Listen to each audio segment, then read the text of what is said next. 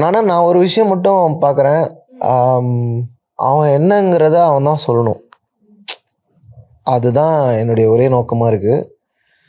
அப்புறம் இந்த நெரேட்டிவ்ஸ் இருக்குல்ல, இந்த சொசைட்டி நெரேட்டிவ்ஸை வந்து அவனுக்குள்ளே கொண்டு போய் திணிக்கக்கூடாதுன்னு நான் நினைக்கிறேன். குறிப்பாக ஜாதி, மதம், பாலினம் இந்த மாதிரியான விஷயங்கள் எல்லாத்துக்கும் வெளியில் ஒரு உயிராக அவன் இருக்கணும்னு நான் நினைக்கிறேன்.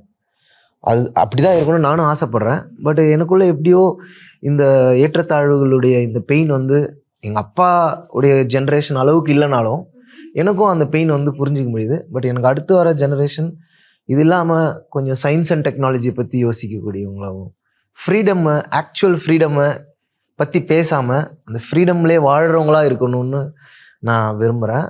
அது வந்து ஜெனரேஷனல் கான்ட்ரிபியூஷன் தான். இப்போ எங்கள் தாத்தா எங்கள் அப்பாவுக்கு எங்கள் தாத்தா தன்னுடைய சுதந்திரங்களை எல்லாம் இழந்து எங்கள் அப்பாவுக்கு ஒரு சுதந்திரம் கொடுத்துருப்பாரு. அதுதான் எங்கள் அப்பாவும் அவரை அனுபவிக்காத சுதந்திரங்கள்லாம் எனக்கு கொடுத்துருக்காங்க. ஸோ ஐ திங்க் அப்படி அதை புரிஞ்சிக்க முடியுது அந்த இதுவே. பட் ஆனால் அது தேவையான்னு பார்த்தா தேவையே இல்லை. இப்போ ஒரு பறவைகள் பாட்டு பிறகுது, பறந்து போயிட்டே இருக்குது. இல்லை உலகத்தில் மற்ற ஜீவராசிகள் எல்லாமே இயல்பாக தன்னுடைய வாழ்க்கை வருது. ஆனால் மனிதன் மட்டும்தான் இந்த ஏற்றத்தாழ்வுகளுக்குள்ளே சிக்கிறான்.